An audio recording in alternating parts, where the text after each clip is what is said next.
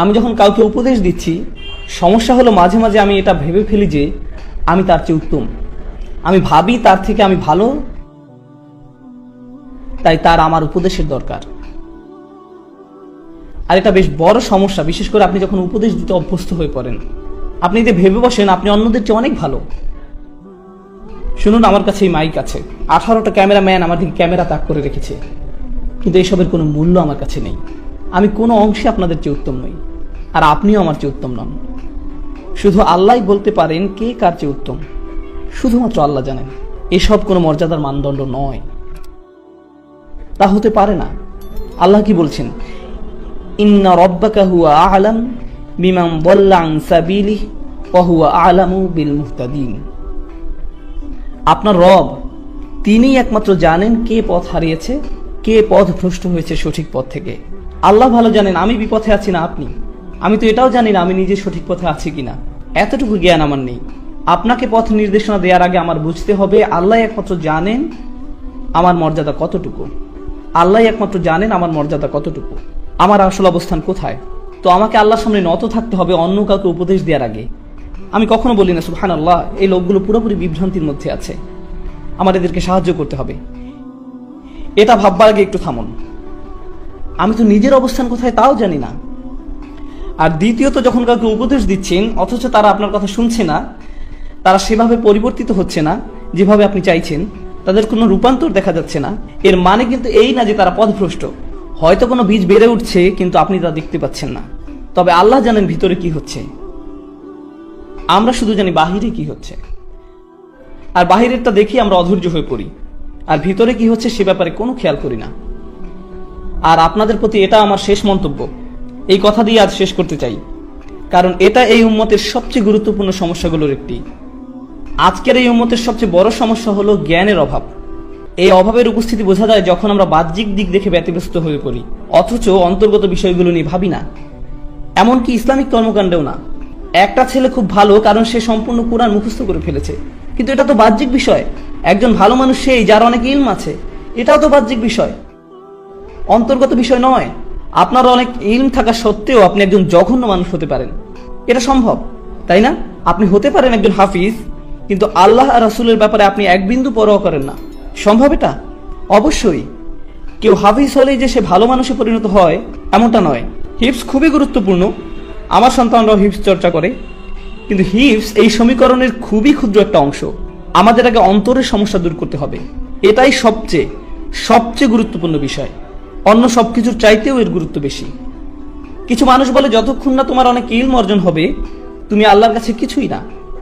আমি তাদের বলি আমি জানি না আপনি কোন কোরআন পড়েছেন, কারণ এটা সেই কোরআনের শিক্ষা নয় যেটা আমি পড়েছি, এটা সেই কোরআনের বাণী নয়। রাসূলুল্লাহ সাল্লাল্লাহু আলাইহি সাল্লাম কোরআন তেলাওয়াত করছিলেন, আর সে সময় কিছু জিন সে পথ দিয়ে যাচ্ছিল। আপনারা জানেন গল্পটা? রাসূল সাল্লাল্লাহু আলাইহি সাল্লাম কোরআন পড়ছিলেন আর কিছু জিন সে পথ দিয়ে যাচ্ছিল। তারা যখন কোরআন শুনতে পেল তখন বলল, এই চুপ, এটা কি শুনতে পাচ্ছি? যখন সম্পূর্ণ তেলাওয়াত শেষ হলো তারা তাদের জাতির নিকট ফিরে গেল এবং দাওয়াত দিতে শুরু করলো। কতটুকু সময় ধরে জিন জাতি কোরআন শুনেছিল? কয়েক মিনিট। তারা কি তাফসীরের উপর কোনো ডিগ্রি পেয়েছিল কোনো ডিগ্রি? তারা তাসবিদের ইজাজা পেয়েছিল কোনো প্রতিষ্ঠান থেকে? এই জিনেরা কোরআন শিখেছিল কতক্ষণের জন্য? অল্প কয়েক মিনিটের জন্য। অথচ এরপরে কি হলো? তারা তাদের স্বজাতির কাছে ফিরে গিয়ে তাদের আল্লাহর কিতাবের প্রতি আহ্বান জানানো শুরু করলো। আর তাদের দাওয়া এতটা চমৎকার ছিল যে আল্লাহ তা কোরআনের অংশ পরিণত করেছেন। আমরা এই কোরআনেই তাদের উক্তি পেয়েছি। এই জিনেরা কি উলামা, ফুকাহা? না, এরা সাধারণ জিন, তাদের প্রজাতির সাধারণ সদস্য। কিন্তু জানেন আল্লাহর কাছে তাদের অসাধারণ হওয়ার কারণ কি? তাদের আন্তরিকতা। আমরা ধর্মকে জটিল করে দিতে পছন্দ করি, কিন্তু আল্লাহ তার দ্বীনকে সহজ করতে পছন্দ করেন। আল্লাহর দ্বীন জটিলতা মুক্ত, সুন্দর, এটা সাদাসিধা, এতটা সাদাসিধা যে একজন জিনও সেটা বুঝতে পারেন। অথচ তাদের কোনো পিএইচডি ডিগ্রি নেই, তবুও তারা বুঝতে পেরেছেন। আমরা সহজকে জটিল বানাতে পছন্দ করি। আমরা ইসলামের সবকিছু শিখতে চাই জটিল উপায়ে, আর আল্লাহ তা শিখাতে চান সহজ সরল উপায়ে। এটাই আল্লাহর প্রজ্ঞা, সহজ করে দেয়া। আমরা জটিলতা তৈরি করি। কেউ কোরআন পড়ছে আর আমরা তাকে গিয়ে জিজ্ঞেস করি, আপনি কোথা থেকে ইজাজা পেয়েছেন? এটা কি হাফস আল আসিম নাকি ওয়ার্শ? আপনার তো কলকলা আরো লম্বা হওয়া উচিত ছিল। মাথ ঠিক করতে হবে, এরপর আপনি 3 বছর অতিবাহিত করবেন তাজবিদ শিখতে, অন্য সবকিছু বাদ দিয়ে। আপনি এই শিক্ষাকে কঠিন করেছেন। অতীতে কখনোই এমনটা হতো না, কখনোই না। আমরা দিন শিক্ষা কঠিন করে ফেলেছি। কেউ এসে বললো আমি একজন মুসলিম। তাই নাকি? আপনি মুসলিম? আপনার আকীদা কি? আমার আকীদা আমি একজন মুসলিম। কিন্তু আপনি কি বিশ্বাস করেন? লা ইলাহা ইল্লাল্লাহ। না মানে আকীদার উপর কোন বইটা পড়েছেন? আমি তো কোনো আকীদার বই পড়িনি, আমি কেবল জানি আল্লাহ এক সত্তা। না ভাই, আপনার আকীদা শিখতে হবে, আপনাকে এর গভীরে যেতে হবে, গভীরভাবে বুঝতে হবে। থামুন, কিছুটা পিছের দিকে ফিরে যাই। ইব্রাহিম আলাইহিসসালাম, কোরআনে তার ব্যাপারে কি বলছে শুনুন। তা কি কঠিন নাকি সহজ? সহজ। অথচ আমরা কি পছন্দ করি? সবচেয়ে সহজ জিনিসটাকে কঠিন করে দেয়া। আমরা এটা করতে খুবই ভালোবাসি। আমি বলছি না যে আকীদা পড়বেন না। যারা তালাবুল ইলম, যারা মুতামাইয়িজ হবেন, যারা এইসব ক্ষেত্রে শিক্ষার্থী হবেন, অবশ্যই আপনারা এসব পড়বেন। কিন্তু সাধারণ মানুষদের ছেড়ে দিন, তাদের জন্য এসব সহজ করে দিন। কারণ ইব্রাহিম আলাইহিসসালাম দিনকে সহজ রেখেছিলেন, সালিহ আলাইহিসসালাম সহজ রেখেছিলেন, ঈসা আলাইহিসসালাম সহজ রেখেছিলেন আল্লাহর প্রেরিত মানবতার শ্রেষ্ঠ শিক্ষক, সবচাইতে সেরা শিক্ষক আমাদের নবীগণ। আর তাদের শ্রেষ্ঠ কথাগুলোই কোরআনে স্থান পেয়েছে। আপনি ঈমান শিক্ষা দেওয়ার জন্য আল্লাহর বইয়ের চেয়ে ভালো বই পাবেন না, তা সম্ভব নয়। অথচ আল্লাহ ইসলামকে সহজ রেখেছেন আর আমরা কঠিন করে ফেলেছি। আল্লাহে আমরা তা করি। আমরা মানুষের প্রতি নির্দয়, অথচ আল্লাহ ক্ষমাশীল। একদম শেষে আমি যে ধারণা শেয়ার করতে চাই তা হলো আমাদের কোনো ভারসাম্য নেই। আমরা যেভাবে ইসলামকে মানুষের সামনে তুলে ধরি, এতে করে মুসলিমদের জন্য ইসলাম পালন করা কষ্টকর হয়ে দাঁড়িয়েছে। অনেক মুসলিমের ধারণা তারা সব কাজে আল্লাহর অবাধ্যতা করছে, আর আল্লাহ শুধু তাদের শাস্তি দিবেন। আল্লাহ সব সময় তাদের উপর রেগে আছেন। অথচ আল্লাহ নিজেই বলছেন, মা ইয়াফআলুল্লাহু বিআযাবিকুম। আল্লাহ তোমাদের শাস্তি দিয়ে কি করবেন? আল্লাহ আপনাদের শাস্তি দিতে চান না। আমাদের আবার এই দিনের রহমতের কথা প্রচার করতে হবে, এই কিতাবের রহমতের বাণী প্রচার করতে হবে, এই বৃষ্টির বর্ষণ হতে হবে। আবার বৃষ্টি আল্লাহ রহমতের এক নিদর্শন, তাই না? তাই কোরআন আল্লাহর প্রেরিত রহমত। শেষ বক্তব্য, কোরআন কিভাবে আমাদের জন্য রহমত সে ব্যাপারে কিছু বলি। কোরআন কিভাবে আমাদের জন্য রহমত সে ব্যাপারে কিছু বলি। আমি কাতারে সূরা আর রহমান নিয়ে কথা বলেছিলাম।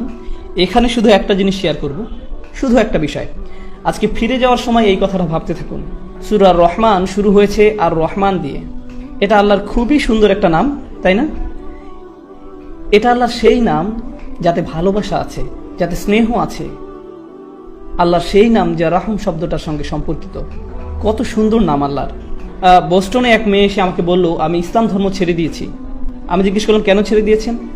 মেয়েটা বলল, সূরা আর রহমানের জন্য। আমি বললাম, কেন? সূরা রহমান আপনার কি ক্ষতি করেছে? সে বলল, সূরা রহমানে আল্লাহ শুরু করেছেন আর রহমান দিয়ে। তিনি বলছেন তিনি ভালোবাসেন, প্রতিপালন করেন, ক্ষমা করেন। অথচ সূরার মাঝখানে তিনি দোজখ নিয়ে কথা বলতে শুরু করলেন। কিভাবে মানুষ সেখানে পুড়তে থাকবে, কিভাবে মানুষকে টর্চার করা হবে, কিভাবে আল্লাহ যিনি কিনা ভালোবাসাপূর্ণ রহমতদাতা, তিনি কিভাবে মানুষকে টর্চার করেন, তিনি কিভাবে এটা করতে পারেন। আর আমার তার সাথে দীর্ঘ কথোপকথন হয়েছে এই নিয়ে। আমি শুধু একটা কথা বলতে চাই, সূরা রহমানে জাহান্নামের যে বর্ণনা দেয়া হয়েছে তার সম্পূর্ণ কোরআনের সবচেয়ে ভয়ঙ্কর বর্ণনাগুলোর একটি। এই বর্ণনা রেটেড, এতে থাকা গ্রাফিক শব্দের কারণে এবং অত্যাধিক ভয়ঙ্কর বিষয়বস্তুর জন্য। আপনি শুনতে পাবেন এখানে জীবন্ত মানুষকে গরম পানিতে ফুটানো হচ্ছে। যখন তাদের ফুটানো হচ্ছে, তারা অন্য পাশে থাকা আগুনের দিকে তাকিয়ে বলবে, বোধহয় আগুনে পোড়া এর থেকে ভালো। তারা ফুটানো পানি থেকে পালিয়ে আগুনের কাছে যাবে। আগুন তাদের পুড়িয়ে ফেলে তারা ফুটন্ত পানির দিকে তাকিয়ে বলবে, না, আমি ফুটন্ত পানিতে যাব। ও আল্লাহ, কি ভয়ঙ্কর! এই বর্ণনা শুনে আপনি কি ভয় পেয়েছেন, ভীত হয়েছেন একটু? কারণ আমি শুনে যথেষ্ট ভীত হয়েছি। আর যেই মাত্র আপনি ভয় পেলেন, আল্লাহ কি বলছেন? ওয়ালিমান খাফা মাকামা রাব্বিহি জান্নাতান। যে তার রবের সামনে দাঁড়াতে ভয় করলো তাকে 2টি জান্নাত দেয়া হবে। আপনাকে ভয় দেখানোর মূল উদ্দেশ্য ছিল নিশ্চিতভাবে আপনাকে জান্নাত প্রদান করা। এটাই ছিল মূল উদ্দেশ্য। তিনি আপনাকে ভয় দেখালেন আর তারপর বললেন, ভয় পেয়েছো? আচ্ছা, তোমার জন্য 2টি জান্নাত। সুবহানাল্লাহ। যখন তিনি আপনাকে ভয় দেখান, এর বদলে ভালো কিছু উপহার দিলেন। আল্লাহ হলেন এমন, কিন্তু আমরা এমন না। আমরা শুধু মানুষকে ভয় দেখাতে ভালোবাসি, মানুষকে নেতিবাচক কথা বলতে পছন্দ করি। এই সময়টা এই উম্মতের জন্য এক বিষণ্ণ সময়। এই উম্মতের এখন প্রয়োজন ইতিবাচক বার্তা, আর এর জন্য আল্লাহর কিতাবের চেয়ে ভালো বার্তা নেই। যা শুরু হয়েছে আলহামদুলিল্লাহ বলে। এই শব্দ আলহামদুলিল্লাহ, এর মানে হলো আমরা আল্লাহর প্রতি কৃতজ্ঞ, আমরা আল্লাহর সমাদর করি সবকিছুর জন্য। সময় যতই খারাপ থাকুক না কেন আমরা ইতিবাচক থাকবো, কারণ প্রত্যেক নামাজ আমরা শুরু করি আলহামদুলিল্লাহ বলে, যার মানে হলো আমাদের অবশ্যই ইতিবাচক হতে হবে। আমরা বিষণ্ণ হলে চলবে না, নেতিবাচক হলে চলবে না, রাগান্বিত হলে চলবে না, জাজমেন্টাল হলে চলবে না, আমাদের কৃতজ্ঞ এবং ইতিবাচক হতে হবে। এটাই আল্লাহর কিতাবের বার্তা। আমাদের এই জ্ঞানকে মনে ধারণ করতে হবে। আমি দোয়া করি আল্লাহ আজ্জা ওয়া জাল্লা আমাদের উপকৃত হওয়ার এবং অন্যদের উপকার করার ক্ষমতা দিন তার কিতাবের প্রজ্ঞা হতে। আর আমি দোয়া করি যেন আল্লাহ সকলকে এই যোগ্যতা দিক যাতে আমরা অন্যদের জন্য দৃষ্টান্ত হতে পারি এই কিতাবের বাণী তুলে ধরার ক্ষেত্রে, নবী সাল্লাল্লাহু আলাইহি সাল্লামের রেখে যাওয়া সুন্নাত প্রতিষ্ঠার ক্ষেত্রে। সবশেষে আমি একটা অ্যানাউন্সমেন্ট করতে চাই, এটা বলেই এই সন্ধ্যার আলোচনা শেষ করব ইনশাআল্লাহ। অ্যানাউন্সমেন্টটা হলো, আপনাদের মাঝে যারা আমার সাথে কোরআন শিখার ব্যাপারে আগ্রহী, আমি দুবাই সহজে আসতে পারবো না, আমি সহজে খালিজ আসতে পারবো না, আমি আমার বাচ্চাদের খুব মিস করি। আর আমার অনেকগুলো বাচ্চা, 6 জন, এটা অনেক। আমি জানি এখানে কেউ কেউ ভাবছেন হ্যাঁ আমার তো 12টা আছে, তবে আমার জন্য 6টা অনেক। আর আমেরিকাতে এটা বিশাল সংখ্যা। আমরা সবাই পার্কে গেলে মানুষ বলে সবগুলো আপনার বাচ্চা? হ্যাঁ সবগুলোই আমার। আপনার তো একা একটা গোষ্ঠী। আমি বলে হ্যাঁ আমার ভাই। তো আমি আমার সন্তানদের খুব মিস করি, তাই বাসায় থাকতে চাই, আমি বাসায় থেকেই কাজ করতে চাই। তবে এর মানে এই না যে আমি আপনাদের কোনো উপকারে আসবো না। আপনি যদি আমার কোনো কাজ থেকে উপকার পেয়ে থাকেন, তা সম্ভব হয়েছে কারণ বেশিরভাগ জিনিসই যা আপনি আমাকে করতে দেখেছেন তা এখানে হয়নি। আমি কাজটা করেছি টেক্সাসে বসে, আর সেখান থেকে আপনাদের দ্বারে পৌঁছাতে চেষ্টা করেছি। আমি এটাই করতে চেয়েছি। আমি 2টি কোর্সের কথা বলবো, বিশেষ করে এখানে থাকা তরুণদের জন্য আমি 2টা কোর্সের সুপারিশ করব। আপনি যদি আমার কাছে এই 2টি কোর্স স্টাডি করেন তাহলে এটা আপনার কোরআন বোঝার ক্ষেত্রে একটা সুন্দর সূচনা তৈরি করে দিবে। শুধু এই 2টি কোর্স। প্রথম কোর্সটা হলো ডিভাইন স্পিচ। এটা ইউটিউবে নেই, ইউটিউবে 1-2টা ভিডিও থাকতে পারে এই সম্বন্ধে, তবে সম্পূর্ণ কোর্সের নাম ডিভাইন স্পিচ। দ্বিতীয় কোর্স হলো কোরআন ফর ইয়াং অ্যাডাল্টস। প্রথম কোর্স কি ছিল? Divine speech. দ্বিতীয় course Quran for young adults. আমি এই 2টি কোর্স করার পরামর্শ দিচ্ছি, বিশেষ করে এখানে অল্প বয়স্ক যারা আছে তাদেরকে। যেসব পরিবারে যাদের বাচ্চা 10-12 বছর বয়সের, তারা এই 2টি কোর্সই শুরু করতে পারবে। পরিবারের সকলে মিলে কোর্সটা করুন, একটা মজবুত ভিত তৈরি করে দিবে কোরআন শিক্ষায় প্রবেশের আগে ইনশাআল্লাহ। কারণ আপনার একটা ছোটখাটো সূচনা দরকার গভীরে যাওয়ার আগে। এটাই হলো ডিভাইন স্পিচ আর কোরআন ফর ইয়াং অ্যাডাল্টস এর উদ্দেশ্য। আমি একটু বলে দিই ডিভাইন স্পিচে কি নিয়ে কথা বলা হয়। মানুষ জিজ্ঞেস করে আল্লাহ কোরআনে নিজেকে আমরা বলে সম্বোধন করেন কেন? জিজ্ঞেস করে কোরআনের সূরাগুলো ভিন্ন ভিন্ন অর্ডারে সাজানো কেন? জিজ্ঞেস করে কোরআনের বিষয়বস্তু ঘন ঘন পরিবর্তিত হয়ে যায় কেন? সবাই যখন এসব প্রশ্ন করে, আমি সকল প্রশ্নকে একত্রিত করে সবগুলোর উত্তর দেওয়ার চেষ্টা করেছি, যাতে আপনার আরো ভালো ধারণা সৃষ্টি হয় যখন আপনি কোরআন পড়ছেন এই বইয়ের বিশেষত্ব নিয়ে, এবং যাতে সঠিকভাবে মূল্যায়ন করতে পারেন। এই 2টি কোর্স অনলাইনে পাবেন। আপনি যদি বাইয়ানার বানান না জেনে থাকেন তবে ইস্তেগফার করুন, 2 রাকাত নামাজ পড়ুন, এরপর উট কুরবানি দিন। ঠিক আছে? বাইয়ানা.tv-তে যাবেন, তাহলে ইনশাআল্লাহ এই 2টি কোর্সে অংশ। তাদের অনুসরণ করো যারা তোমাদের কাছে কোনো বিনিময় প্রত্যাশা করে না। এটাই সরল অনুবাদ। অনুসরণ করো যে তোমাদের কাছে কোনো বিনিময় চায় না। ওয়াহুম মুহতাদুন। আর তারা সরল পথে অঙ্গীকারবদ্ধ। মুসলিমরা কোরআনের যে ধারণাগুলোকে ভুল বুঝেছে এটি তারই। কোরআন বলেছে যে তারা কোনো বিনিময় প্রত্যাশা করেনি। ভাই, আপনার প্রোগ্রামের জন্য কেন ফি নির্ধারণ করেছেন?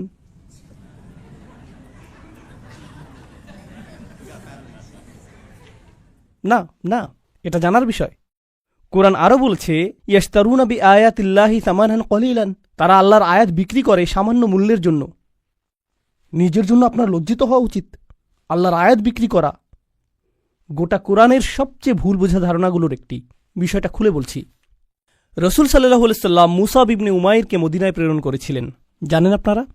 মুসাব ইবনে উমাইর ছিলেন অত্যন্ত প্রতিভাবান তরুণ, যাকে মদিনায় প্রেরণ করা হয়েছিল কোরআন শিক্ষা দেওয়ার জন্য। তিনি ছিলেন অত্যন্ত ধনী পরিবারের সন্তান, কিন্তু তার পরিবার তাকে ত্যায্য করেছিল। এরপর তার পরিধানের বস্ত্রও ছিল না। বদরের যুদ্ধে তিনি শহীদ হলেন। কাফনের কাপড় দিয়ে যখন তার পা আবৃত করা হলো, মাথা উন্মুক্ত হয়ে গেল। আবার যখন মাথা আবৃত করার চেষ্টা করা হলো, পা উন্মুক্ত হয়ে গেল।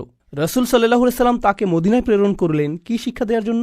কোরআন। সকালের নাস্তার জন্য তিনি কি খাবেন? সূরা বাকারা। দুপুরে কি খাবেন? রাতে কি খাবেন? রাসূল সাল্লাল্লাহু আলাইহি সাল্লাম তার জন্য বেতনের ব্যবস্থা করেছিলেন, যাতে তিনি তার কাজ করতে পারেন। কোরআন শিক্ষাদানের জন্য তাকে অর্থ প্রদান করা হয়েছিল। তারা আল্লাহর আয়াতকে বিক্রি করে, এই কথার অর্থ কি জানেন? এর মানে কি? এর মানে হলো আয়াতগুলোর নির্দিষ্ট অর্থ রয়েছে, কিন্তু মানুষ তা শুনতে চায় না। তো আপনি অর্থ পরিবর্তন করে দিলেন, আর মানুষ যা শুনতে চায় আপনি তাই বললেন, যার ফলে তারা আপনার প্রতি রাগান্বিত হবে না। আপনি মানুষকে এমন জবাব প্রদান করেন যা শুনে তারা ভালো বোধ করবে। আর তারা যা শুনতে ভালোবোধ করবে না সেগুলো আপনি এড়িয়ে গেলেন। এভাবেই তারা আপনাকে পছন্দ করতে থাকে আর আপনি নিজের জনপ্রিয়তা ধরে রাখেন। এটাই সামান্য মূল্যে আয়াত বিক্রি করা। সামান্য মূল্য বলতে এখানে মানুষের সন্তুষ্টিকে বোঝানো হচ্ছে, বুঝতে পারছেন? এখানে আয়াতটি হলো তার অনুসরণ করো যে তোমাদের কাছে কোনো বিনিময় চায় না। এমন কাউকে অনুসরণ করো যে তোমার কাছে কোনো বিনিময় চায় না। আসুন এটা বুঝি। এটা সকল নবীদের একটা মূলনীতি। প্রত্যেক নবী এমন জাতির মাঝে এসেছেন যেখানে গুরুতর কোনো সমস্যা ছিল। আর যখন একটি জাতির গুরুতর কোনো সমস্যা থাকে, মূলত একটি জাতির ভারসাম্যপূর্ণ থাকা চাই। কিন্তু যখন তারা কোনো অপরাধ সংঘটিত করে তখন তারা ভারসাম্য হারাতে থাকে। আর ভারসাম্যহীনতা খারাপ হতেই থাকে, হতেই থাকে, হতেই থাকে। এটা এমন অবস্থায় পৌঁছে যখন গোটা জাতিটা ভেঙে ছিন্ন ভিন্ন হওয়ার উপক্রম হয়। আর রাসূলের কাজ হলো তাদেরকে সেই ভারসাম্যহীনতা থেকে টেনে তোলা এবং আবারও সঠিক অবস্থানে নিয়ে আসা, বুঝতে পারছেন? কিন্তু যখন একটি ভারসাম্যহীনতা জনপ্রিয় হয়ে যায়, সকলে এটা করতে থাকে, সকলেই এতে অভ্যস্ত হয়ে যায়, আর এটা উদযাপনের বিষয়ে পরিণত হয়, এটাই ফ্যাশনে পরিণত হয়, তখন এটার বিরুদ্ধে বলা কি সহজ? না। উদাহরণস্বরূপ এখনকার সময়ে সমকামিতার বিরুদ্ধে বলাটা বেশ কঠিন হয়ে গিয়েছে, তাই না? লূত আলাইহিসসালাম কি এমন সময়ে বসবাস করেছেন যখন এটা জনপ্রিয় ছিল? হ্যাঁ। তাকে কি এর বিরুদ্ধে কথা বলতে হয়েছিল? হ্যাঁ। তিনি কি এর জন্য বিরোধিতার সম্মুখীন হয়েছিলেন? হ্যাঁ। বিষয়টা কোরআনে আসার পেছনে কারণ রয়েছে। আপনি যদি এর বিরুদ্ধে বলেন, মানুষ আপনার দিকে তেড়ে আসবে। লূত আলাইহিসসালামের কথা কোরআনে এজন্যই এসেছে। যখন আপনি এমন বিষয় নিয়ে কথা বলেন যাতে গোটা সমাজ আচ্ছন্ন থাকে, তারা এই বিষয়টির প্রশংসা করে, আর আপনি এর বিরুদ্ধে কথা বলেন, তখন তারা আপনার দিকে তেড়ে আসবে। এখন যদি আপনি অর্থ উপার্জন অব্যাহত রাখতে চান, অথবা যদি আপনি সেই সমাজে বসবাস অব্যাহত রাখতে চান, আপনি যদি নিরাপদ অবস্থানে থাকতে চান, তখন আপনি কোন বিষয়গুলো এড়িয়ে যাবেন? সেই বিষয়গুলো যা নিয়ে তারা আচ্ছন্ন। আপনি অন্য কোনো বিষয় নিয়ে কথা বলবেন। লূত আলাইহিসসালাম শুধু পিতামাতার প্রতি সৎ ব্যবহার নিয়ে কথা বলতে পারতেন। তিনি শুধু কথা বলতে পারতেন প্রতিবেশীর সাথে উত্তম আচরণ নিয়ে। তিনি শুধু নামাজ নিয়ে কথা বলতে পারতেন। যৌন পাপের বিষয়গুলো তিনি এড়িয়ে যেতে পারতেন, কারণ এগুলো ছিল অতি বিতর্কিত, তাই না?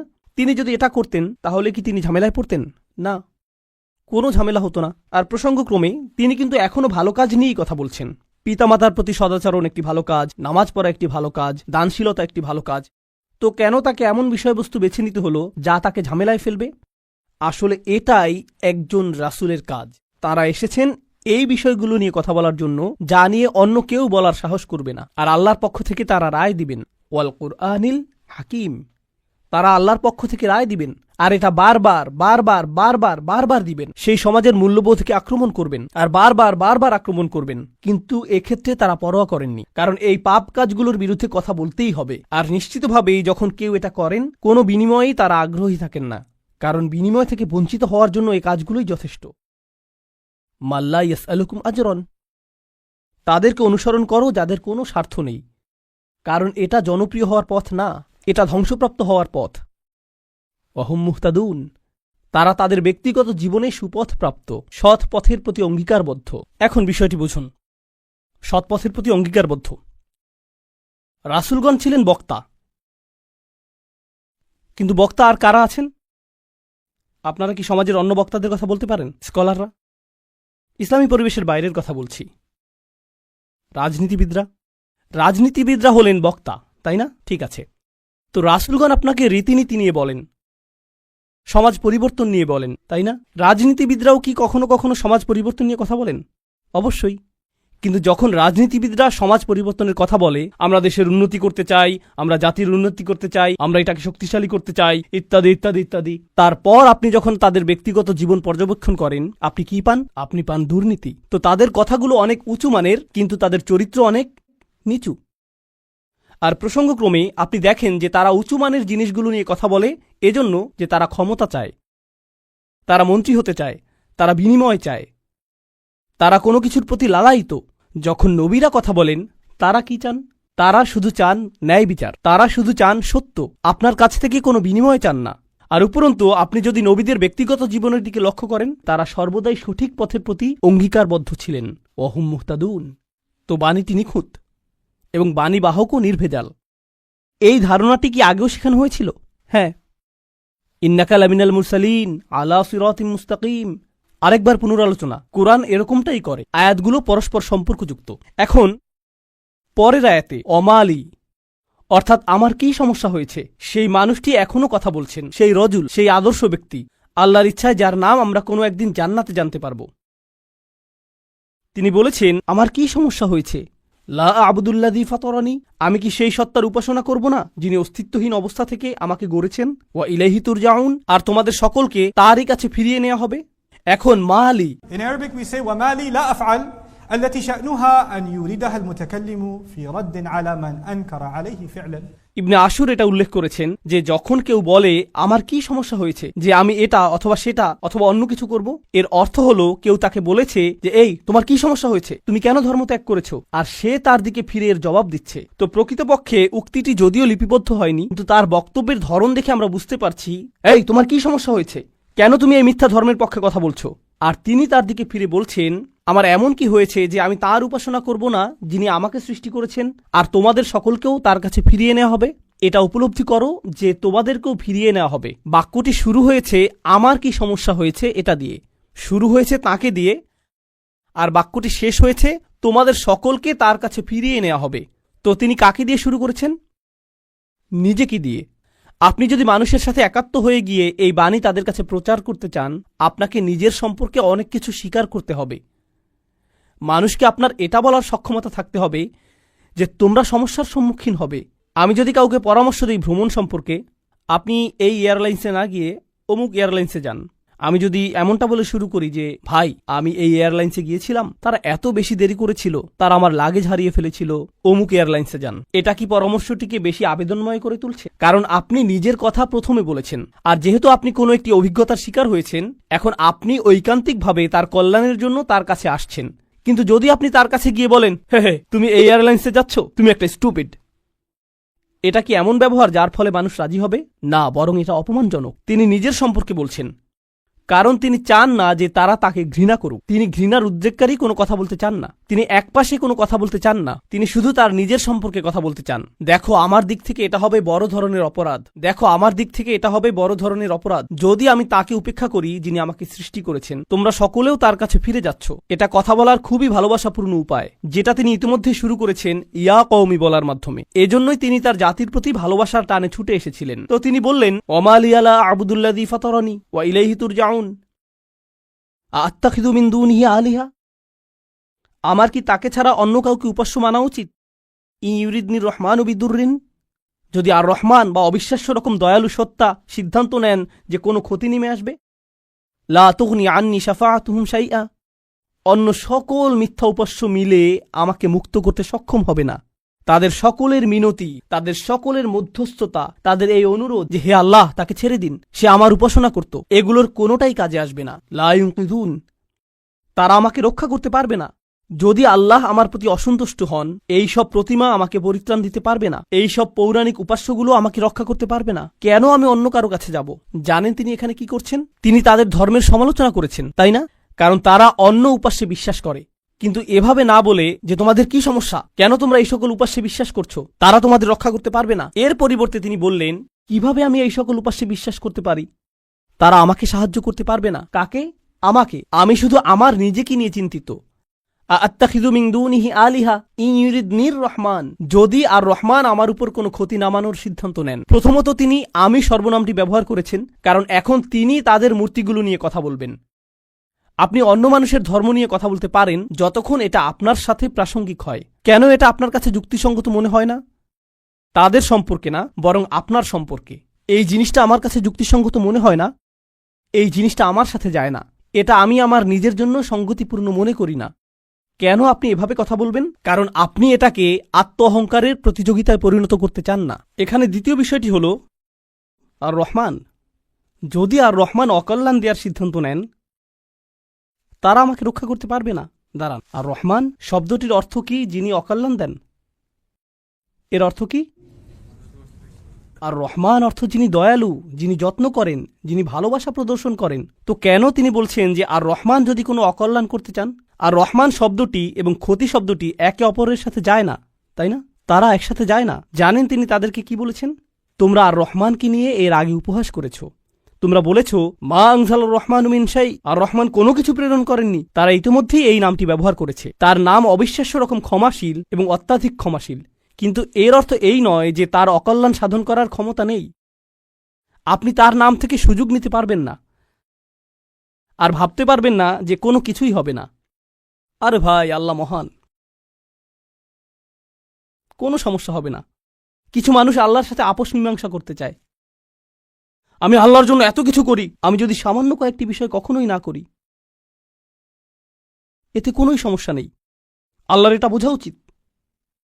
আসলেই তার বোঝা উচিত। এমনভাবে কথা বলছেন যে তিনি এটা বুঝেন না। আপনি কি আল্লাহ সম্পর্কে এভাবে কথা বলার অবস্থানে রয়েছেন? হ্যাঁ, কারণ তিনি আর রহমান। ওকে, তাহলে দেখা যাবে এজন্যই আপনি কোরআনের সবচেয়ে কঠোর আয়াতগুলোর মধ্যে আর রহমান শব্দটি পাবেন, যাতে আপনি এই বিষয়টি বুঝে নিতে পারেন যে অবিশ্বাস্য রকম ক্ষমাশীল হওয়ার গুণটি তাকে ন্যায় বিচার থেকে বিরত রাখবে না এবং তার কর্তৃত্বকেও খর্ব করে না। আর প্রসঙ্গক্রমে এই আয়াতে তিনি আসলেই আর রহমান। কেন জানেন? কারণ আল্লাহর একজন বান্দা, প্রত্যেক মানুষই আল্লাহর বান্দা, সে স্বীকার করুক আর নাই করুক। যখন আল্লাহর একজন বান্দা পাপের উৎসে পরিণত হয়, তখন সে হয় এই পৃথিবীতে ক্যান্সারের মতো, যে পাপ কাজ ছড়াতে থাকে। আর তখন আল্লাহ অন্য সকল সৃষ্টির প্রতি রহমা প্রদর্শন করেন তাকে সরিয়ে ফেলার মাধ্যমে। এটাও আর রহমান নামের অন্তর্ভুক্ত। কখনো তার দয়া প্রদর্শিত হয় অন্য সকল সৃষ্টির প্রতি, যখন তিনি তাদেরকে রক্ষা করেন আপনার কাছ থেকে। ইন ইউরিদনির রহমানু বিদুররিন লা তুগনি আন্নি শাফাআতুহুম শাইআ। সুবহানাল্লাহ। এখন আমরা তার বক্তব্যের প্রায় শেষে রয়েছি। ইন্নী ইযাল্লা ফী যালালিম মুবিন। যদি এমনটাই হয়, যদি আমি আল্লাহ ছাড়া অন্য কারো উপাসনা করি, যদি আমি অন্য উপাস্য গ্রহণ করি, তাহলে আমি সুস্পষ্ট বিভ্রান্তিতে পড়ে যাব। আমি সম্পূর্ণরূপে বিভ্রান্ত হয়ে যাব। তিনি বিভ্রান্ত নন। তিনি বলছেন তোমরা সবাই বিভ্রান্ত, কিন্তু তিনি তাদেরকে আঘাত করতে চাইছেন না। তাই তিনি বলছেন আমি অত্যন্ত বিভ্রান্তিতে পড়ে যাব যদি আমি এমনটা করি। ইন্নী আমানতু বিরব্বিকুম। আমি ঈমান এনেছি তোমাদের প্রভুর প্রতি, তোমাদের প্রতিপালকের প্রতি। তিনি বলেননি যে আমি ঈমান এনেছি আমার প্রভুর প্রতি, আমার প্রভুর প্রতি। তিনি বলেছেন আমি ঈমান এনেছি তোমাদের প্রভুর প্রতি। তিনি আমি থেকে তুমিতে পরিবর্তন করলেন। আমি আপনাদেরকে একটা সমীকরণ দিচ্ছি। আমি যোগ তুমি সমান সমান আমরা। আমি যোগ তুমি সমান কি? আমরা। তো তিনি শুরু করেছেন আমি দিয়ে, তিনি যাচ্ছেন তুমিতে, কারণ তিনি এর দ্বারা কি বোঝাচ্ছেন? আমরা পৃথক নই।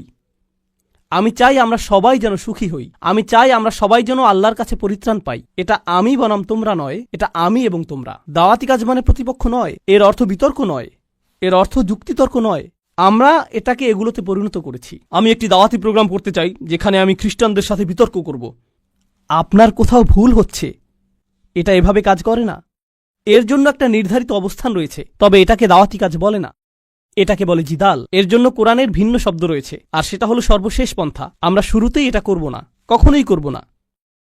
তো এখন তিনি বলছেন ইন্নী আমানতু বিরব্বিকুম।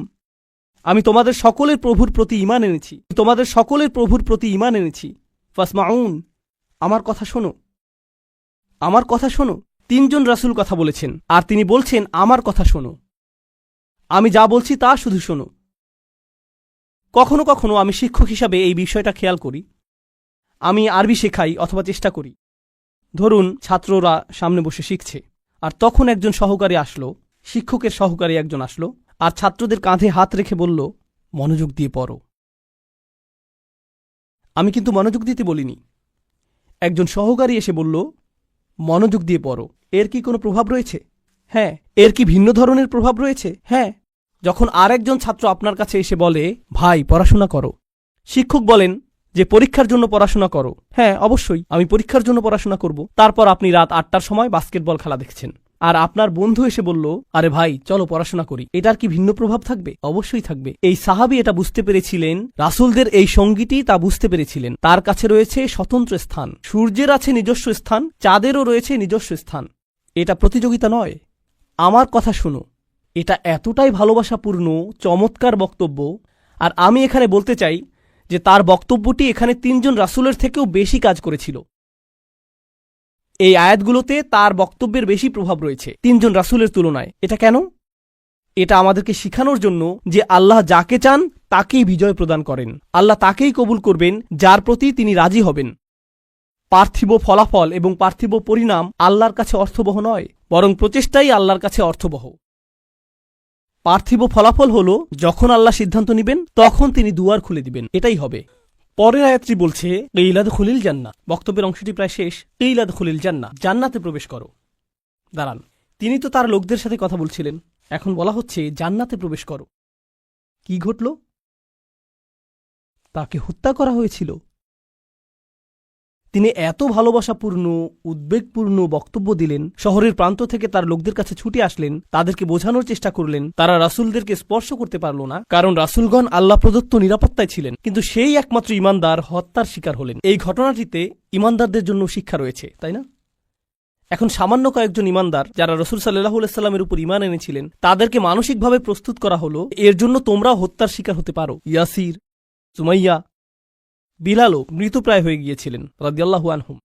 আপনি হত্যার শিকার হতে পারেন শুধু এটা বলার কারণে, শুধু আল্লাহ সম্পর্কে কথা বলার কারণে। তো তিনি জান্নাতে প্রবেশ করলেন এজন্য না যে তাকে স্থানান্তরিত করা হয়েছিল, বরং তাকে হত্যা করা হয়েছিল। আর প্রসঙ্গক্রমে তারা কিভাবে রাসূলদের হত্যা করার সিদ্ধান্ত নিয়েছিল? পাথর নিক্ষেপ করে এবং আমৃত্যু নির্যাতন করার মাধ্যমে। মনে আছে এটা? তাই তিনি সহজ কোনো মৃত্যুর শিকার হননি। তো তিনি একজন শহীদ, কারণ শহীদগণ সরাসরি জান্নাতে প্রবেশ করেন। তিনি সরাসরি জান্নাতে প্রবেশ করলেন। আর তার উক্তি এটা ছিল না, হে আল্লাহ তাদেরকে শাস্তি দিন, কারণ এই কাফিররা আমাকে হত্যা করেছে। ঈমানদারদের পক্ষ হয়ে প্রতিশোধ গ্রহণ করা উচিত। ক্বালা ইয়া লাইতা কওমি, ক্বালা ইয়া লাইতা, প্রথম শব্দগুলো ওহ যদি শুধুমাত্র, কওমি ইয়ালামুন, আমার লোকেরা যদি শুধু জানতে পারত, যদি আমার লোকদের জানার কোনো উপায় থাকত। তিনি এখনও তাদেরকে ভালোবাসেন। কল্পনা করতে পারেন জান্নাতে হাঁটছেন, সেখানে কি দেখতে পাবেন? যাওয়াতা আফনান ফাবিআইয়ি আলাই রাব্বিকুমা তুকাযযিবান। আপনি জান্নাতে গাছ দেখবেন আর তা আপনাকে সম্মোহিত করবে। আপনি ঝর্ণাধারা দেখবেন আর সম্মোহিত হয়ে যাবেন। আপনি ফল দেখতে পাবেন আর প্রথম কামড়ের পর আপনি নিজেকে হারিয়ে ফেলবেন। আপনি আপনার সুন্দরী স্ত্রীদের দেখবেন আর আনন্দে দিশেহারা হয়ে যাবেন। তিনি এই সব কিছু দেখছেন আর তিনি বলছেন না ও, তিনি শুধু বলছেন ও আমার লোকেরা, যদি শুধু তারা জানতে পারত। সুবহানাল্লাহ। তিনি জান্নাতে পৌঁছে গেলেন, তবুও তার লোকদেরকে ভুললেন না। জানেন বিচার দিবসে মানুষ সবকিছু ভুলে যাবে। মা তার সন্তানকে ভুলে যাবে। ইয়াওমা তারাউনাহা তাযহালু কুল্লু মুরদাআতিন আম্মা আরদাআত, সেই দিন প্রত্যেক স্তনদানকারী মা তার সন্তানকে ভুলে যাবে। ইয়াওমা ইয়াফিরুল মারউ মিন আখিহি ওয়া উম্মিহি ওয়া আবিহি ওয়া সাহিবাতিহি ওয়া বানিহি, সেদিন প্রত্যেক মানুষ তার ভাইয়ের কাছ থেকে পালিয়ে বেড়াবে। সূরা মারিজে এসেছে। অফাসিলাতিল্লাতি তুই, তার মা, তার স্ত্রী, তার সন্তান, তার অভিভাবক, তার গোটা গোত্র, সে তাদের সবার কাছ থেকে পালিয়ে বেড়াবে। সে কারো সাথে কোনো কিছু করতে চাইবে না। অতাকাত্তাআত বিহিমুল আসবাব, কোরআন বলছে সকল সম্পর্ক ছিন্ন হয়ে যাবে। কিন্তু ঈমানদারদের জন্য এমনটা হবে না। ঈমানদারদের জন্য এমনটা হবে না। সে জান্নাতে প্রবেশ করবে এবং তার ভালোবাসা অব্যাহত থাকবে। কার জন্য? তার লোকদের জন্য, যারা হলো কাফির এবং নবীদের শত্রু, কারণ তারা এখনো জীবিত এবং এখনো তাদের আশা রয়েছে। আপনি এমন মানুষের উপর আশা ছাড়বেন না যারা এখনো জীবিত। আর আল্লাহ এমনভাবে আমাদের কাছে বর্ণনা করেছেন যেন তিনি তখনও ঘটনা দেখছিলেন। আল্লাহ তাকে দুনিয়ার ক্যামেরা ভিউ প্রদান করেছিলেন যাতে তিনি দেখতে পারেন যে কি ঘটছে। আর তিনি জান্নাত থেকে দেখে বলছেন যদি তারা জানতে পারে। তিনি বলেননি যে যদি তারা জানতে পারত, আলিমু, বরং তিনি বলছেন ইয়া লাইতা কওমি আলামুন, যদি শুধু তারা জানতে পারে। তিনি এখনই দেখছেন কি ঘটছে। আল্লাহ তাকে দেখাচ্ছেন। সুবহানাল্লাহ। আর তারপর আপনি বুঝতে পারেন যে একনিষ্ঠতা আসলে কি। আমরা মুসলিমরা একনিষ্ঠতার কৃত্রিম ধারণা তৈরি করেছি। আমি এটা মানতে পারি না, আমি এটা মানতে পারি না। একনিষ্ঠতা শব্দটিকে নিয়ে আমরা যা করছি, তুমি যা করো তার সবকিছুতে ইখলাস থাকতে হবে। সব সময় তোমার নিয়তকে যাচাই করে চলবে। এখনই যাচাই করুন, কারণ যদি একনিষ্ঠতা না থাকে তাহলে তোমার কোনো কাজেরই মূল্য থাকবে না। আর তোমার একনিষ্ঠতা থাকতে হবে শুধু এবং শুধুমাত্র আল্লাহর জন্য। আমি এর সাথে দ্বিমত পোষণ করব, আমি জানি। এখনই আমাকে হত্যা করতে আসবেন না। রাসূল সাল্লাল্লাহু আলাইহি সাল্লাম একজন মানুষের কথা বলছেন যে অনেক পাপ করেছে, অনেক পাপ। সে নামাজ পড়ে না, কিছুই করে না। একদিন সে হাঁটতে হাঁটতে একটি তৃষ্ণার্ত কুকুর দেখতে পেল। তৃষ্ণায় কুকুরটির জিহ্বা বের হয়ে আছে। আর লোকটি সিদ্ধান্ত নিল যে নিজে পান করার আগে সেই কুকুরটিকে পান করাবে। শীঘ্রই লোকটি মারা গেল আর আল্লাহ তাকে জান্নাত দান করলেন। হ্যাঁ, আসুন ঘটনাটা খেয়াল করি। এই লোকটি, সে কি বিশ্বাসী? আমরা জানি না। সে কি নামাজ পড়ে? না। যখন সে কুকুরটিকে পান করাচ্ছিল, সে কি বলেছিল যে দাঁড়াও, আগে নিয়তের ইখলাস এনে নেই, আমি শুধু এটা করছি আপনার জন্য, ইয়া আল্লাহ। কুকুরের এই বের হয়ে থাকা জিহ্বা আমার কাছে মূল্যহীন, আমি শুধু আপনার সন্তুষ্টি কামনা করি, আর তারপর আমি কুকুরটিকে পানি খাওয়াই। তিনি এমনটা করেছিলেন। তিনি শুধুই কুকুরটির জন্য খারাপ বোধ করেছিলেন এবং কুকুরটিকে পানি পান করিয়েছিলেন, তাই না? তো কুকুরটির জন্য তার উদ্বেগের ব্যাপারে তিনি একনিষ্ঠ ছিলেন, তার ইখলাস ছিল, তাই না? এখানে এই ইমানদারটি তার লোকদেরকে ভালোবাসেন, কিন্তু তিনি কি বলেছেন যে এটা যদি আল্লাহর জন্য না হতো তাহলে আমি আমার লোকদের ঘৃণা করতাম। তিনি এজন্য তাদেরকে ভালোবাসেন কারণ তারা তারই লোক, আর এটাই তার লোকদের জন্য একনিষ্ঠতা। ইবাদতের ক্ষেত্রে আল্লাহর প্রতি আপনার একনিষ্ঠতা থাকতে হবে, আপনার পিতামাতার প্রতি আপনার একনিষ্ঠতা থাকতে হবে, শুধু আল্লাহর জন্য না, বরং এজন্য যে তারা আপনার পিতামাতা। আপনার একনিষ্ঠতা থাকতে হবে অন্য মুসলিমদের জন্য, কারণ তারা আপনার মুসলিম ভাই। আপনার একনিষ্ঠতা থাকতে হবে আপনার প্রতিবেশীর জন্য, আপনার একনিষ্ঠতা থাকতে হবে আপনার কাজের প্রতি, আপনার লেখাপড়ার প্রতি, আপনার একনিষ্ঠতা থাকতে হবে আপনার ব্যবসায়ের অংশীদারের প্রতি। এই সব কিছুই একনিষ্ঠতা। আপনি কৃত্রিমভাবে এটা বানাতে পারবেন না। না, আমি তোমার বন্ধু হতে পারবো না, কারণ এটা আল্লাহর সন্তুষ্টির জন্য না। আমরা শুধু একসাথে বাস্কেটবল খেলবো, আর এটা আখিরাতে আমার কোনো কাজে আসবে না। আমি জানি না কে এই অদ্ভুত কথা আপনাকে শিখিয়েছে। যখন আপনি আপনার নিয়ত যাচাই করছেন বাস্কেটবল খেলায় বল ছোড়ার আগে, কারণ এতে কোনো ইখলাস নেই, এটা এইভাবে কাজ করে না। আমাদের নিয়তের পরিচ্ছন্নতা থাকতে হবে, এটা নিশ্চিত। আমাদের নিয়তকে পুনরায় যাচাই করতে হবে, এটা নিশ্চিত। একনিষ্ঠতার গণ্ডি আল্লাহর প্রতি একনিষ্ঠতার চেয়েও অনেক বেশি। এই একনিষ্ঠতা তার সকল সৃষ্টির প্রতিও প্রযোজ্য। মানুষের প্রতি আপনার নিয়ত পরিচ্ছন্ন থাকতে হবে, কৃত্রিমভাবে নয়। তো এই ছিল তার নিজের লোকদের প্রতি ভালোবাসা, এমনকি জান্নাতে যাওয়ার পরও। এখানে আল্লাহ আসলে বর্ণনা করছেন যে মানুষের প্রতি ভালোবাসা হল জান্নাতি মানুষের গুণ। আমি আবারও বলছি, নিজের লোকদের প্রতি ভালোবাসা হল জান্নাতি মানুষের গুণ। তো যখন আপনি এমন মুসলিম দেখেন যারা সবসময় মানুষের প্রতি রাগান্বিত, তারা সবসময় অন্য মুসলিমদের প্রতি রাগান্বিত, তারা নিজেদের পরিবারের প্রতি রাগান্বিত, তারা সবচেয়ে বেশি রাগান্বিত অমুসলিমদের প্রতি, তারা রাগান্বিত, এটা জান্নাতি মানুষের গুণ না। ইয়া লাইতা কওমি ইয়ালামুন। এখন তিনি এই বক্তব্যটি দিলেন তার লোকদের প্রতি। আমরা এমনকি তার নামও জানি না, আর তার কথাগুলো কিয়ামত পর্যন্ত পাঠ করা হবে। এখন আপনার এবং আমার কথোপকথনগুলোর কথা ভাবুন। আমরা কথা বলি আইফোন নিয়ে, আমরা কথা বলি গাড়ি নিয়ে, আমরা কথা বলি খেলাধুলা নিয়ে। এই কথাগুলো কোথায় যাবে? এই কথাগুলো কি চিরদিন থেকে যাবে? না। এগুলো কি পৃথিবীতে কোনো কল্যাণ নিয়ে আসবে? না। জানেন এই সম্পর্কে ভাবতে গিয়ে আমি কি উপলব্ধি করছি? আল্লাহর কাছে কথা হলো অমূল্য রত্ন। লোকটি কোনো নবী নন, তবুও তার কথা কোরআনে সংরক্ষিত হয়ে আছে। আল্লাহ কি অন্য জিনিসে সংরক্ষিত রাখেন? অকুল্লা শাইইন আহসাইনাহু ফি ইমামিম মুবিন। আল্লাহ বলছেন যে আমি সবকিছুই সংরক্ষণ করে রাখি। তিনি সবকিছুই সংরক্ষণ করে রাখেন। তো কোন জিনিসটি আপনি সংরক্ষণ করে রাখতে চান? ভালো কিছু? কোনো একনিষ্ঠ পরামর্শ?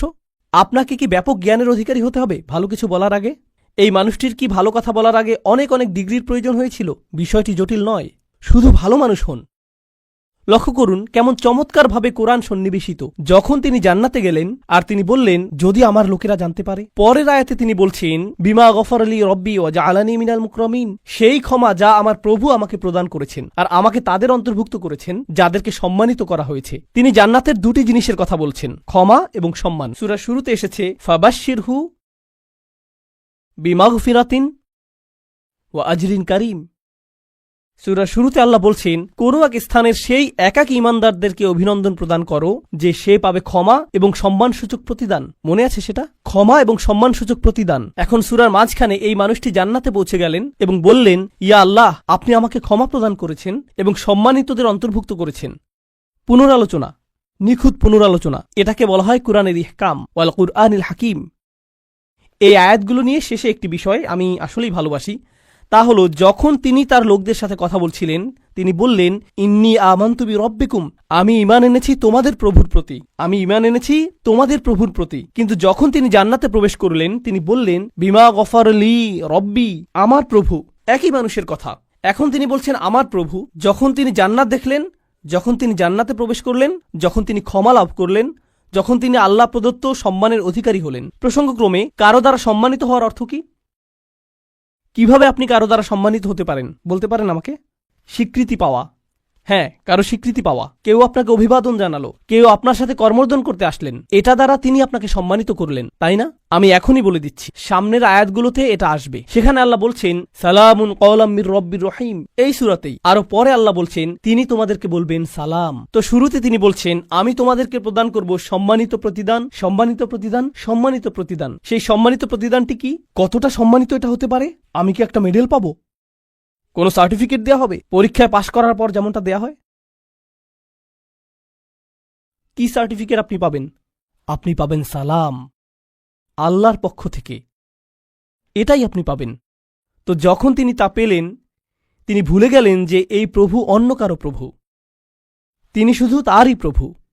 আমার প্রভু আমাকে ক্ষমা প্রদান করেছেন, আমার প্রভু আমাকে সম্মানিতদের অন্তর্ভুক্ত করেছেন, তিনি আমার প্রভু এবং শুধুই আমার প্রভু। সুবহানাল্লাহ! একজন ইমানদারের কি চমৎকার চিত্র এটা। এখন এটা ঘটেছে জান্নাতে, কিন্তু মূল ঘটনাটা চলমান থাকার কথা কোথায়? এই পৃথিবীতে। কি ঘটেছিল এখানে? এখন আল্লাহ যা করবেন তা অত্যন্ত কঠোর। মনোযোগ দিয়ে শুনুন, কারণ এটা মুসলিমদের আরেকটা ভুল ধারণা। এ কারণে এই সূরাটি আমি বেছে নিয়েছি।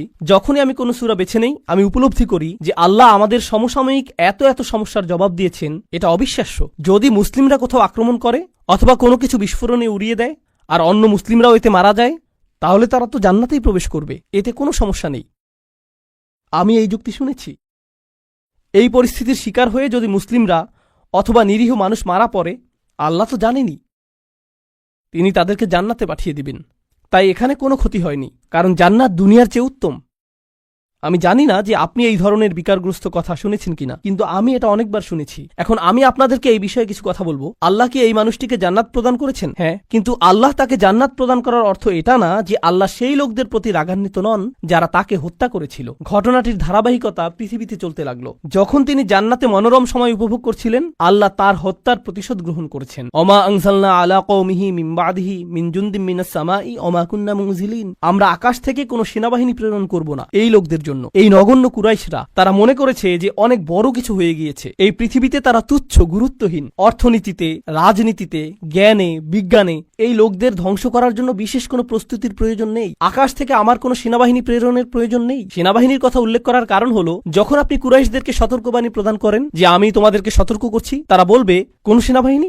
আর যখন রসুলগণ তাদেরকে সতর্ক করলেন, তারা বলছে তোমাদের সাথে কোনো সেনাবাহিনী রয়েছে। এই হুমকি কোথা থেকে আসছে? শুধু তোমরা আর নগণ্য কিছু ইমানদার। আর আল্লাহ বলছেন তাদেরকে ফেরেশতার সেনাবাহিনী প্রদর্শন করার আমার প্রয়োজন নেই। তারা বলবে, ওকে, যদি ফেরেশতা দিয়ে তৈরি সেনাবাহিনী থাকে তোমার কাছে, যারা তোমার কাছে ওহী নিয়ে আসে, যদি সেই ফেরেশতা গোটা আকাশ জুড়ে থাকে, ওয়ালাকাদ রাআহু বিল উফুকিল মুবিন, তিনি জিবরিল আলাইহিস সালামকে গোটা আকাশ জুড়ে থাকার অবস্থায় দেখেছেন, তাহলে কেন তুমি জিবরিলকে কিছু ক্ষমতা প্রদর্শন করতে বলছো না, যাতে আমাদেরকে ধ্বংস করে দিতে পারে? হ্যাঁ, আর আল্লাহ বলছেন আমি তোমাদেরকে এর জবাব দিয়ে সম্মানিত করব না। তোমাদের মতো নগণ্য জীবকে ধ্বংস করার জন্য আমার ফেরেশতার প্রয়োজন নেই, তোমরা তারও যোগ্য না। আল্লাহ কি আগের জাতিগুলোকে ধ্বংস করার জন্য ফেরেশতা পাঠিয়েছিলেন? হ্যাঁ, তিনি পাঠিয়েছিলেন। আল্লাহ বলছেন কুরাইশরা এমনকি এরও যোগ্য না। এ কাজে ফেরেশতাদের সময় নষ্ট করার মতো যোগ্য কুরাইশরা না, যে আল্লাহ কাউকে ডেকে বলবেন, হেই যাও এদেরকে ধ্বংস করো। না না না, সময় নষ্ট করো না। ইন কানাত ইল্লা সাইহাতান ওয়াহিদাতান, এটা একটা বিকট বিস্ফোরক শব্দ ছাড়া আর কিছুই ছিল না। প্রচণ্ড একটা শব্দ। আপনারা জানেন বিস্ফোরণ আসলেই প্রকাণ্ড শব্দ তৈরি করে। এটা ছিল শুধু সেই রকম একটা বিস্ফোরক শব্দ। ফাইদা হুম খামিদুন, আর তাদেরকে নিভিয়ে দেয়া হলো, তারা সম্পূর্ণরূপে নিভে গেল। সয়হা হলো তীব্র কোনো শব্দ। আর এই আয়াতটিতে চমৎকার সাহিত্যিক বৈপরীত্য ফুটে উঠেছে। কারণ যখন আপনি কোরআনের সুমধুর বাণী শুনতে অস্বীকৃতি জানান, আর যখন এই জাতিগুলো তাদের রাসূলদের চমৎকার কণ্ঠ শুনতে অস্বীকৃতি জানিয়েছিল, তখন একমাত্র যেই শব্দ তারা শোনার যোগ্য তা হলো বিস্ফোরণের শব্দ। আর তারপর আল্লাহ বলছেন ফাইদা হুম খামিদুন, এতে অসাধারণ একটা শব্দ।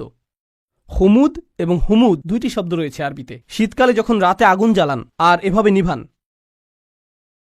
এটাকে বলা হয় হুমুদ। আর আপনি যদি তা নিভান আর লালচে হলুদ বা কমলা রঙের সামান্য পরিমাণ কয়লা জ্বলন্ত থেকে যায়, তাকে বলা হয় হুমুদ। কিন্তু যখন আপনি একবারে তা নিভিয়ে ফেলেন, এটা সম্পূর্ণ নিভে যায়, একেবারে নিভে যায়, এমনকি সামান্য কয়লাও জ্বলন্ত থাকে না, এটা সম্পূর্ণ নিভে গেছে, এটাকে বলা হয় এমন আগুন যা হল খামিদাহ। ফাইদা হুম খামিদুন, তারা সম্পূর্ণ নিশ্চিহ্ন হয়ে গেল। এমন একজনও থাকবে না যে মৃত্যুর পূর্বে মাটিতে গড়াগড়ি দিতে থাকবে। তারা নিঃশেষ হয়ে যাবে, সবাই একসাথে, যেভাবে একটি আগুন নিভানো হয়। আর প্রসঙ্গক্রমে তাদের মৃত্যুকে আগুন নিভানোর সাথে তুলনা করার মাধ্যমে তাদেরকে তুলনা করা হয়েছে আগুনের সাথে। আর আপনি যদি তাদেরকে আগুনের সাথে তুলনা করেন, তাহলে এর অর্থ হল তারা বিপজ্জনক। আপনি যদি আগুনকে জ্বলতে দেন, আগুন কি হবে? ছড়িয়ে পড়বে। তাই অন্য সকল জাতির প্রতি রহমা এবং করুণাস্বরূপ আল্লাহ সিদ্ধান্ত নিলেন যে এই ক্যান্সার, এই আগুনকে নিভিয়ে ফেলতে হবে। ফাইদা হুম খামিদুন, আর এটা ছিল একজন ইমানদারকে হত্যার পরিণাম। তো এখন দ্বিতীয় এই অনুচ্ছেদটির উপসংহারে এসেছে ইয়া হাসরাতান আলাল ইবাদ মা ইয়াতিকুম মির রুসুলিন ইল্লা কানু বিহি ইস্তাহজিউন। মানুষের জন্য বিষয়টা কতটা পরিতাপের। আল্লাহ নিজে এটাকে পরিতাপের বিষয় হিসেবে বিবেচনা করছেন। তিনি সেই জাতিকে নিশ্চিহ্ন করে দিয়ে বলেননি যে দেখেছো আমি কি করতে পারি, বরং তিনি বলছেন সেটা একটা পরিতাপের বিষয়। আরবিতে হাসরা বলতে বোঝায় It means هي شدة الندم والتألم والتحسر والحزن على ما مضى. এর দ্বারা আসলেই গভীর দুঃখ প্রকাশ বোঝায়। অতীতে ঘটে যাওয়া সবকিছুর জন্য আল্লাহ নিজে এটাকে পরিতাপের বিষয় বলেছেন। কেন তারা উপদেশ গ্রহণ করল না? আলাল ইবাদ, বান্দাদের জন্য কি সাংঘাতিক পরিতাপের বিষয়। তিনি তাদেরকে বান্দা বলছেন। কেন তিনি বান্দা বললেন? কেন তিনি বললেন না যে ইয়া হাসরাতান আলাল কুফার? কি পরিতাপের বিষয় কুফারদের জন্য, অবিশ্বাসীদের জন্য। তিনি তাদেরকে বান্দা বললেন। জানেন কেন? কারণ মানব সত্তার গভীরে প্রত্যেক মানুষের সম্ভাবনা রয়েছে আল্লাহর বান্দা হওয়ার। এটা কতটা পরিতাপের বিষয়। এটা তোমার ভিতরেই ছিল। এটা অতিরিক্ত কোনো বিষয় নয় যা তোমাকে বাইরে থেকে আনতে হবে। আমি ইতিমধ্যেই তা তোমার ফিতরাতের মধ্যে দিয়ে দিয়েছি। কেন তুমি এটাকে চালু করলে না? তুমি নিজেই অন বাটন চাপতে পারতে। মা ইয়াতিহিম মির রুসুলিন, এমন কোন রাসূল তাদের কাছে আসেনি। ইল্লা কানু বিহি ইস্তাহজিউন, তারা শুধুই যা করেছে তা হলো তাদেরকে উপহাস। যখনই একজন রাসূল এসেছেন তারা তাকে নিয়ে উপহাস করেছে। এখন এই আয়াতে আল্লাহ বলেননি যে তারা রাসূলদের হত্যা করেছে অথবা তারা রাসূলদের হুমকি দিয়েছে। তিনি বলেছেন যে তারা রাসূলদের নিয়ে উপহাস করেছে। কিন্তু এর আগে আপনারা শিখেছেন তারা বলেছিল যে তারা রাসূলদের হুমকি দিবে, তারা তাদেরকে অভিশাপ হিসেবে গণ্য করবে। মনে আছে সেটা? কিন্তু এখানে যখন পরিতাপের বিষয়টি আসলো, তিনি বলছেন যে এই আযাবের সম্ভাবনার সূচনা হয়েছে তাদেরকে উপহাস থেকে। যখন একটি জাতি রাসূলদের নিয়ে উপহাস করা শুরু করে তখন থেকে তাদের ধ্বংসের সময় গণনার জন্য ঘড়ির কাঁটা চালু হয়ে যায়। তাদের ধ্বংসের প্রথম ধাপ হলো মূলত কার্টুনে যেরকম ডিনামাইট বোমার ছবি আঁকা থাকে, যেখানে বুঝতে পার, যখন তারা রাসূলদের নিয়ে উপহাস করে এটা শুরু হয়ে যায়। এটাই এখানে বলা হয়েছে রাসূলদের নিয়ে উপহাস করবেন না, কারণ এর অর্থ আপনি নিশ্চিহ্ন হওয়ার জন্য রাস্তা ধরেছেন। এখন যখন আল্লাহ বলছেন কত রাসূল এসেছে কিন্তু তারা ঈমান আনেনি, তারা শুধু উপহাস করেছে। আপনি সূরাটির শুরুতে শিখেছেন ওয়াসাওয়াউন আলাইহিম আনযারতাহুম আম লাম তুনদিরহুম লা ইউমিনুন।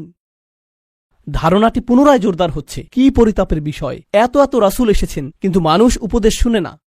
আলাম ইয়ারাউ কাম আহলাকনা ক্বাবলাহুম মিনাল কুরুন, তারা কি দেখেনি তাদের পূর্বে কত শহর আমরা ধ্বংস করে দিয়েছি, কত জাতি ইতিমধ্যে ধ্বংসপ্রাপ্ত হয়েছে। তারা কি তা দেখে না? তিনি কাকে উদ্দেশ্য করে বলছেন? তিনি রাসূল সাল্লাল্লাহু আলাইহি সাল্লামের সময়ের লোকদের উদ্দেশ্য করে বলছেন এবং বলছেন যে কেন তারা ইতিহাস পর্যবেক্ষণ করে না, কেন তারা দেখে না যে যা রয়েছে তাদের পেছনে। তারা কি দেখেনি? না, তারা দেখেনি, কারণ তাদের পেছনে একটি দেয়াল রয়েছে। তিনি বলেছেন আন্নাহুম ইলাইহিম লা ইয়ারজিউন, তারা তাদের কাছে ফিরে আসবে না। কিছু তাফসীরকারক এই আয়াতটিকে চমৎকারভাবে বিশ্লেষণ করেছেন। চমৎকার একটা বিশ্লেষণ এটা। তারা বলে যে তারা তাদের কাছে ফিরে আসবে না। অর্থ হলো সেই জাতিগুলো যেগুলো ধ্বংস হয়েছে, যেহেতু তারা সম্পূর্ণ নিশ্চিহ্ন হয়ে গিয়েছে আর কেউ রক্ষা পায়নি, তাদের কারোরই সন্তান অথবা বংশ টিকে থাকেনি, তো তোমাদের কেউ বলতে পারবে না যে তোমরা ফেরাউনের বংশধর অথবা লুতের জাতির বংশধর অথবা সালেহ বা শুআইবের জাতির বংশধর। যেহেতু সেই জাতিগুলো সম্পূর্ণ নিশ্চিহ্ন হয়ে গিয়েছিল, তোমরা তাদের কারো কাছে ফিরে যাও না। আপনারা জানেন মানুষ বলে থাকে যে আমার রক্ত রাসূল সাল্লাল্লাহু আলাইহি সাল্লামের বংশে ফিরে যায়। এর অর্থ এই না যে তারা তাদের কাছে ফিরে আসবে না, বরং তোমরা তাদের কাছে ফিরে যাও না, কারণ তাদের ভবিষ্যৎ প্রজন্ম এবং বংশ সম্পূর্ণরূপে নিশ্চিহ্ন হয়ে গিয়েছিল। আন্নাহুম ইলাইহিম লা ইয়ারজিউন। তো তোমরা যখন মনে করো যে তোমাদের ভবিষ্যৎ রয়েছে, তোমরা এত আত্মবিশ্বাসী কেন যে আসলেই তোমাদের ভবিষ্যৎ রয়েছে? আর প্রসঙ্গক্রমে যেহেতু তাদের নামও সম্পূর্ণ মুছে গেছে, হয়তো সেজন্যই আল্লাহ শহরটির নাম উল্লেখ করেননি। এজন্য যদি তিনি তার নাম উল্লেখ করতেনও কেউ তা চিনতেও পারত না, কারণ এর কোনো অস্তিত্ব এখন নেই। একটা নির্ধারিত সময়ে আল্লাহ তাদেরকে ইতিহাস থেকে মুছে দিয়েছেন। তাদের প্রত্যেক অনুসারী, গোটা জাতিটি বিলুপ্ত হয়ে গিয়েছিল, তাই তাদের নাম উল্লেখ করা অপ্রয়োজনীয়।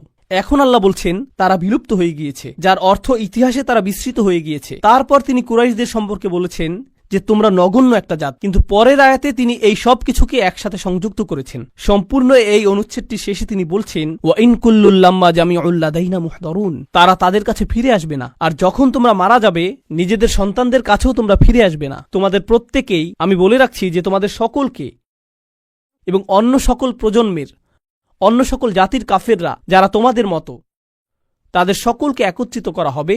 তবে তাদেরকে একত্রিত করা হবে আমারই সামনে হিসাব প্রদান করার জন্য। ওয়া ইন কুল্লুল লাম্মা জামিউল লাদাইনা মুহদারুন, এটা আসলে আগের আয়াতের সম্পূর্ণ বিপরীত। কিভাবে? শুধু এটুকু অনুধাবন করুন, এরপর আমরা বিরতি নেব। আগের আয়াতে আল্লাহ বলছেন যে তারা আর ফিরে আসবে না, একবার যখন চলে যাবে তারা চলেই যাবে। এই আয়াতে তিনি বলছেন আসলে তারা ফিরে আসবে না তোমাদের কাছে, কিন্তু তারা ফিরে আসবে আমার কাছে। আর যখন তারা আসবে, তারা এবং বিভিন্ন জাতি থেকে তোমাদের সকল দূরবর্তী আত্মীয়রা, কারণ তোমরা ফেরাউনের অনুসারীদের আত্মীয়, তোমরা লুতের জাতির লোকদেরও আত্মীয়, এবং প্রজন্ম থেকে আসা তোমরা সকল কাফেররা, আমি তোমাদের সকলকে একত্রিত করব, আর তারপর তোমাদের সকলকে আমার সামনে হাজির করা হবে। ওয়া ইন কুল্লুল লাম্মা জামিউল লাদাইনা মুহতারুন। এটাই সেই হুমকি যা এখন প্রদান করা হলো।